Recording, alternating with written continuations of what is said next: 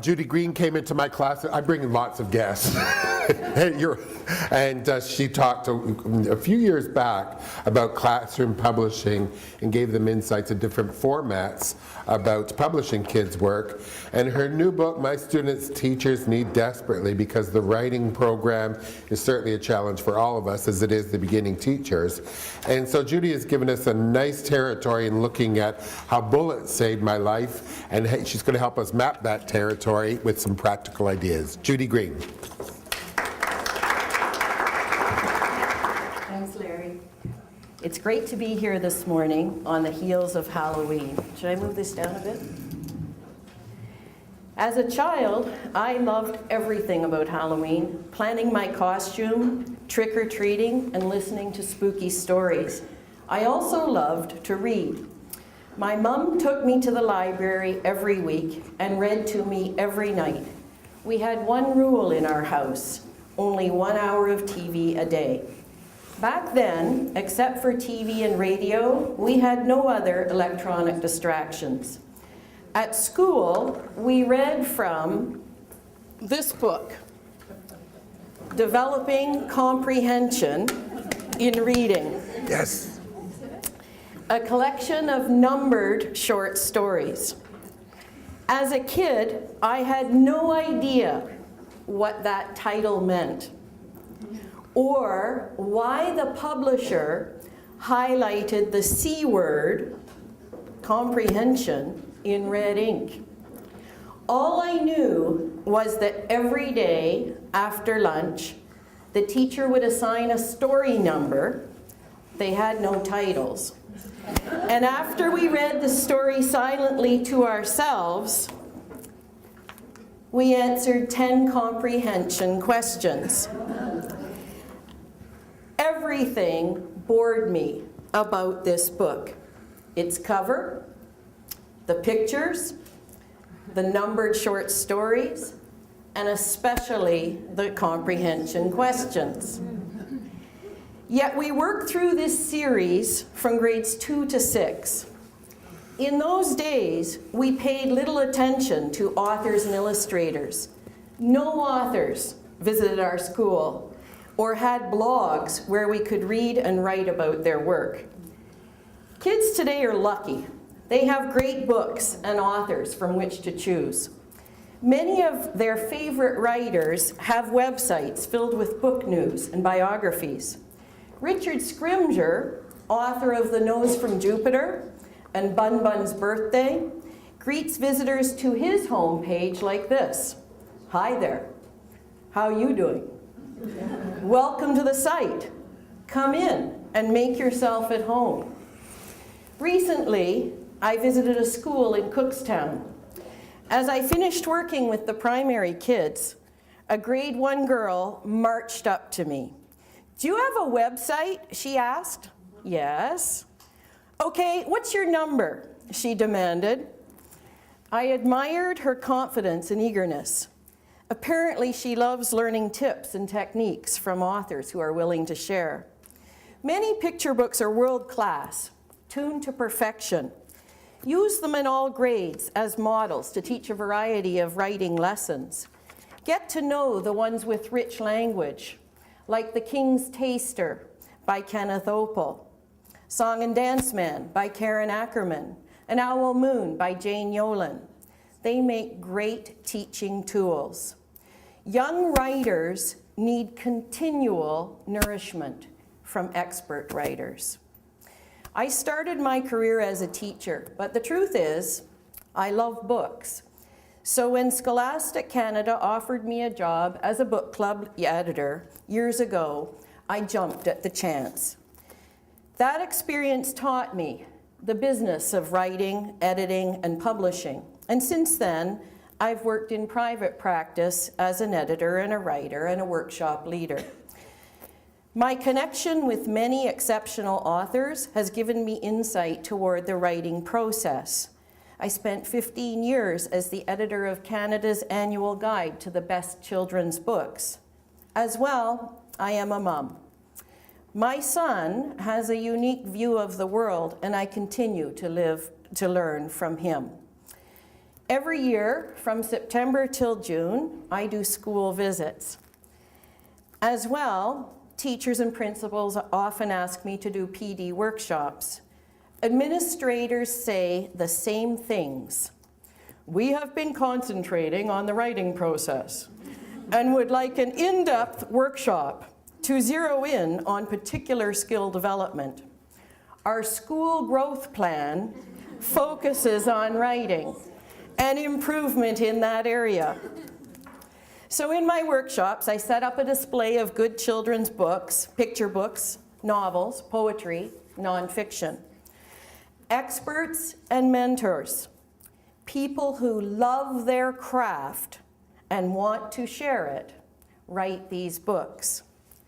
David Booth, one of the world's leading literacy authorities and writer of the foreword of my new book, emphasizes that the more kinds of text kids read, the stronger writers they will be.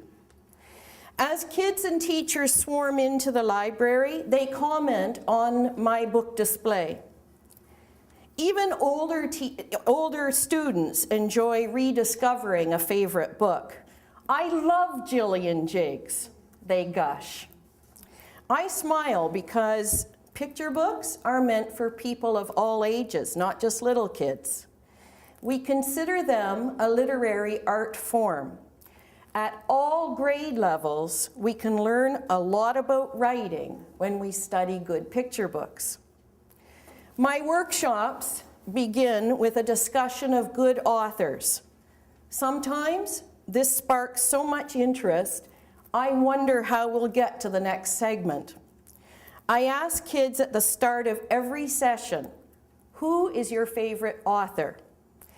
They mention authors of classic books, like Judy Blume, and newcomers like Melanie Watt, creator of the hugely popular Chester series. Chester mania is exploding in English-speaking countries. By inquiring about students' favorite authors, I learn lots from their answers. Better yet, they get great reading recommendations from each other. Eventually, it helps me lead them from being readers to writers. As we discuss many favorite writers, I steer our conversation toward the author's books. What do you like about their stories, I ask. They make me laugh.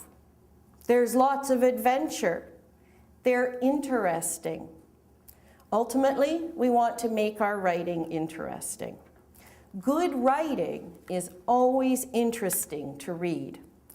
In my workshops, we develop a shared vision about the elements of good writing. And these elements include writing with description, using interesting details, coming up with a great lead or story starter, good word choice, and writing in a you-ish voice.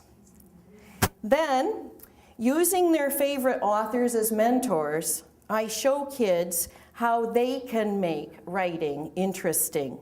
These strategies apply to all kinds of writing, fiction and nonfiction. As kids declare their favorite writers, I watch their peers' response. A few names crop up repeatedly. Inevitably, whenever someone says Roald Dahl, others nod in agreement. Along with Charlie and the Chocolate Factory, the BFG, they love Matilda. In that novel, Matilda Wormwood's parents have no interest in their daughter. They pressure her to watch TV instead of read. Matilda, undaunted, reads every children's book in the library. She takes revenge on her parents through a series of pranks. Kids love Roald Dahl's jokes and the nastiness in his stories. Luckily, in real life, most parents today realize that reading is fundamental to school success. And now the audience for my workshops has grown to include parents. The more kids read, and the more we, adults, read to them, the more they learn about writing. Good authors teach kids new words, ways to start stories, ways to end stories, and even how to think of catchy titles. Robert Munsch has a book called More Pies. I'm going to read you the very first sentence of this story. Listen to how Robert Munsch starts this story, because sometimes for kids, getting started is where they get stuck. Samuel woke up really hungry. You see how Robert Munsch starts? Right with the main character's name. Other authors sometimes start by asking a question. If your kids have to write speeches or do oral presentations, asking a question is a great way to hook the audience.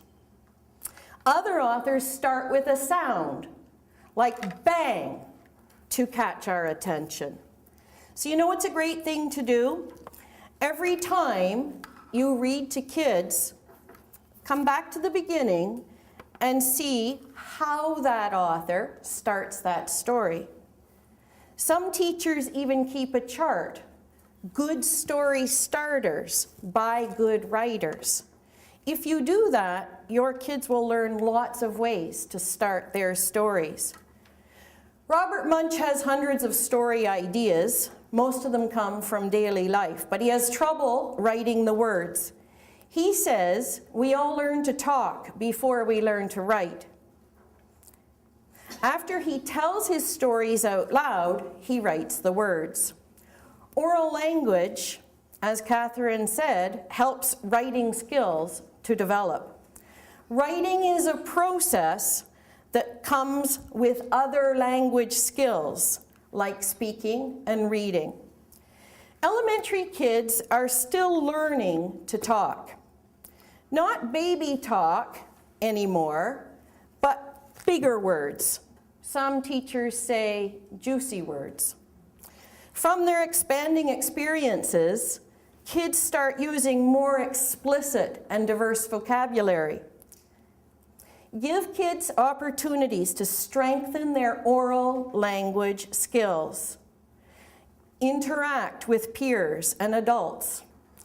Have conversations. They need to engage in conversations. They need to listen and respond to stories. These activities develop their vocabulary. This, by extension, will help them with writing.